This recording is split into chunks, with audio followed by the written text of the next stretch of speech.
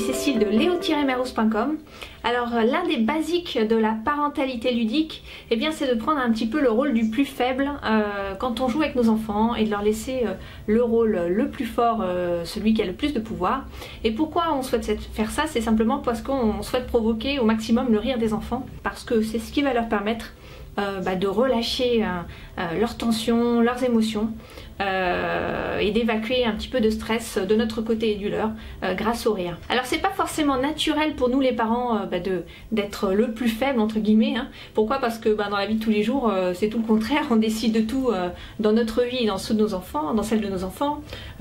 Souvent c'est évidemment pour leur bien, puisqu'on va essayer de les protéger d'un certain nombre de choses, d'un certain nombre de dangers dans leur quotidien, surtout quand ils sont petits. Mais plus ils grandissent, plus on va leur laisser d'autonomie. Et le fait de jouer avec eux et de prendre le rôle du plus faible, ça va leur permettre justement de gagner en confiance et de pouvoir prendre des initiatives, de faire des choses par eux-mêmes et de se rendre compte qu'ils peuvent le faire sans nous parce que ils ont pris un petit peu de confiance en eux et de pouvoir notamment grâce au jeu.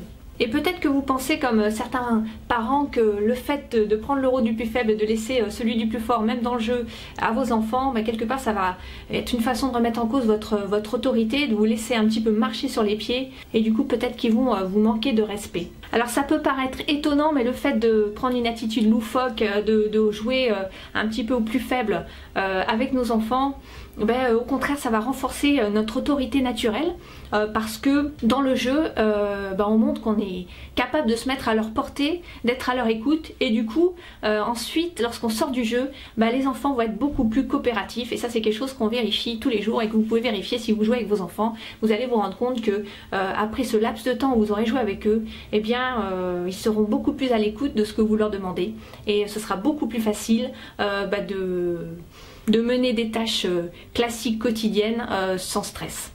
Alors personnellement j'assume totalement le côté un petit peu enfantin et loufoque que j'ai en moi et que j'utilise de manière très très régulière et je l'assume même quand je suis en public et d'ailleurs vous allez voir dans cette vidéo que je vais partager quelques pitreries que je fais avec ma fille parce que ce qu'on va chercher à faire c'est provoquer le rire de nos enfants. Le rire a plein de vertus, il a plein de bienfaits et notamment celui de nous déstresser, de déstresser nos enfants.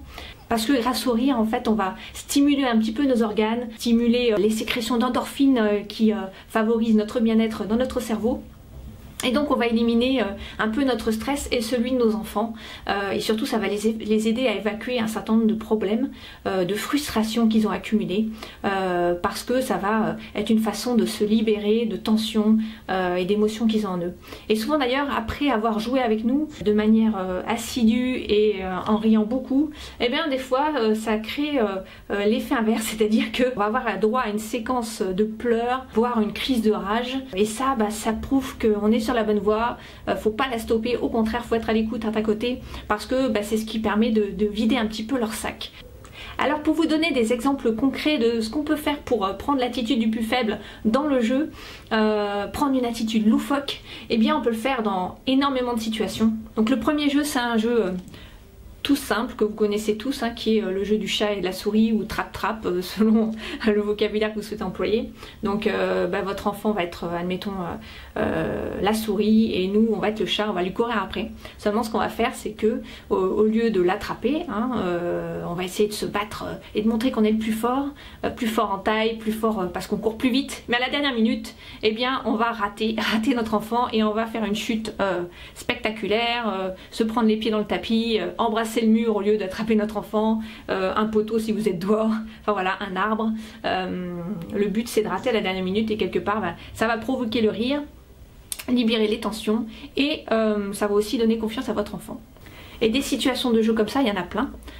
Vous pouvez jouer et rater et plus vous amplifiez le ratage, plus vous amplifiez de façon loufoque de rater votre enfant, plus ça provoque de rire et plus c'est efficace. Une autre façon de prendre le rôle du plus faible, c'est d'inverser les rôles, donc de jouer le rôle de votre enfant et que lui prenne votre place. Et là, vous allez avoir droit d'ailleurs à des remarques, à des phrases un petit peu rigolotes parce qu'ils vont reprendre certaines choses que vous leur dites au quotidien en leur donnant quelque part des consignes et des ordres.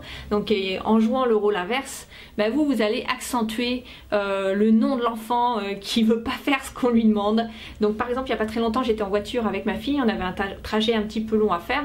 Bah, ma fille, au bout de quelques minutes de route seulement, elle m'a fait le classique que vous connaissez certainement. Maman, quand est-ce qu'on arrive? J'en ai marre. Voilà, elle voulait déjà arriver alors qu'on venait de partir.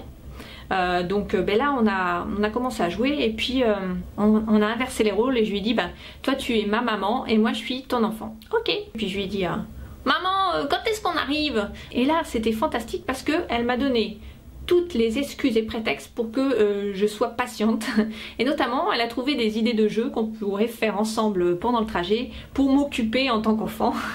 Donc alors c'est devenu un petit peu rigolo parce que elle m'a dit ouais tu peux compter compter les voitures, après c'était compter les arbres, à la fin c'était compter les feuilles des arbres. Allez compte-moi les feuilles des arbres. Ça a duré pendant un bon moment et ça a permis de l'occuper et puis on s'est pas énervé en voiture et finalement le trajet est passé assez vite parce qu'après ça, après cette séance de jeu qui a duré un petit moment, eh bien elle a pu jouer un petit peu toute seule dans la voiture et on a fait le trajet sans contrainte. Une autre façon de donner le pouvoir à vos enfants dans le jeu, c'est de devenir une sorte de machine sur laquelle ils peuvent appuyer, donc sur le coude pour faire un certain nombre de trucs rigolos, sur le nez, ça c'est notre machine à guider à nous, vous servir de vous et de faire des choses loufoques avec votre corps lorsque votre enfant appuie sur une partie de votre corps, sur votre tête, vos oreilles, votre nez, et là évidemment ça provoque des rires, et plus vous amplifiez les mouvements et le ton et la façon un peu bébête de bouger, plus ça fait rire, et ça marche à peu près à tous les âges. Et le dernier exemple que je voulais partager avec vous, qui est quelque chose que vous pouvez pratiquer au quotidien, eh bien c'est de prévoir un laps de temps défini, donc ça peut être 5, 10, 15 minutes, 20 minutes, pendant lequel votre enfant fait précisément ce qu'il veut de vous et du jeu. Donc c'est lui qui va vous guider et vous lui dites carte blanche, tu fais ce que tu veux, on met à la limite un minuteur pour être sûr de respecter ce timing, et là il fait ce qu'il veut et vous, à vous d'obéir et de faire ce qu'il a envie que vous fassiez. Et ça aussi c'est un excellent moyen de redonner confiance à vos enfants, de créer le lien entre vous et puis de faciliter la coopération par la suite. Alors si vous avez plusieurs enfants, c'est bien de faire ce jeu là en face à face, 100% d'attention pour l'enfant avec lequel vous êtes en train de jouer, et c'est comme ça que vous allez l'aider à évacuer éventuellement des situations problématiques et à lui donner un peu plus de pouvoir dans le jeu. Voilà, merci de me laisser un commentaire pour me dire si c'est quelque chose que vous êtes prêt à pratiquer, si vous ne le pratiquez pas encore aujourd'hui. Qu'est-ce qui vous freine? Est-ce que vous l'avez déjà fait? Est-ce que ça a marché pour vous? Donc merci de me laisser un commentaire et je vous dis à très bientôt sur leo-rose.com. Ciao.